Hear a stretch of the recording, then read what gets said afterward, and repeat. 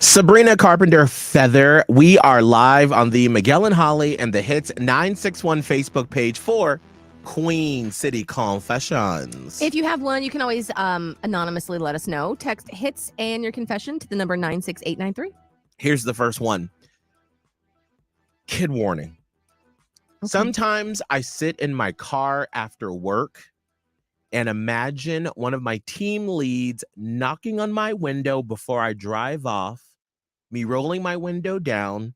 He kisses me, climbs inside, and then ravages me in my car. Oh, we're reading some steamy romance novels. I'm married. Oh.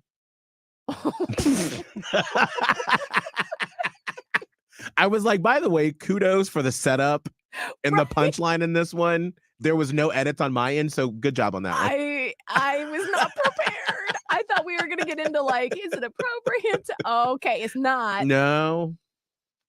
So, Holly, okay, so this is a good question, though. Oh, I wasn't prepared. I'm so sorry. All right, go. Yes, what? If you are married and you have a fantasy about a coworker like this, but this is all we know. So I don't know if you've acted on it, if you flirted with this person. Let's assume not, because what does the first line say? I imagine, It just says, sometimes I sit in my car and I imagine one of my team leads. Okay, so my guess is that nothing has happened. And since that's the only thing we have to go on, this is the only thing that is happening. I mean, listen,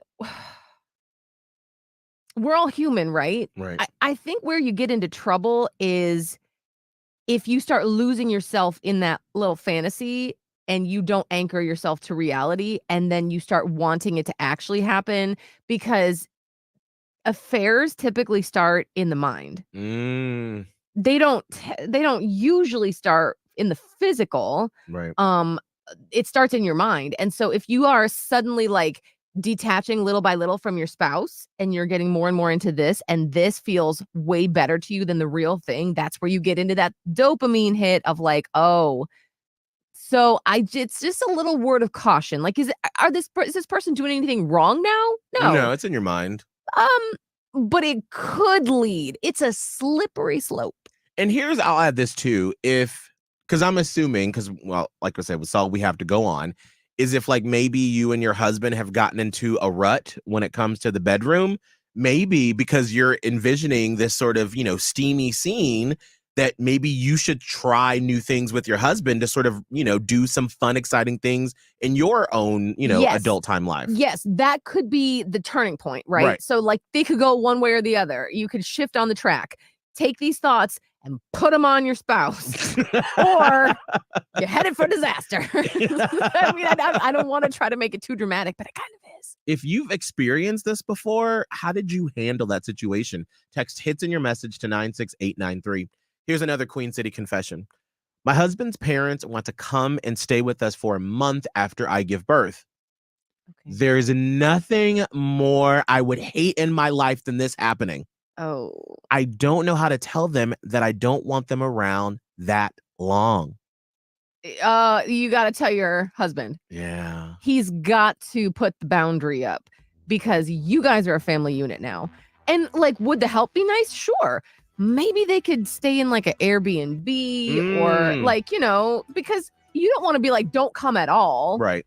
Especially in the economy that we're in, where, a lot of people that are having babies right now, they're not getting help from their parents or parents-in-law or whatever. These people seem like they want to help, but trust me from personal experience, you don't necessarily want parents all up in your space for that long, because what if they don't leave after a month? If you got a confession you want to get off your chest, text hits in that confession to 96893.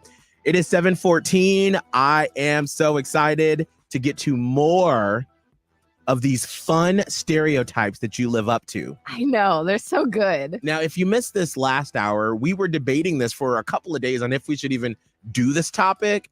And we were like, we want it to be fun. We don't want anyone to walk away from this feeling bad or sad or feeling offended by anything. Right. What's a fun stereotype that you live up to?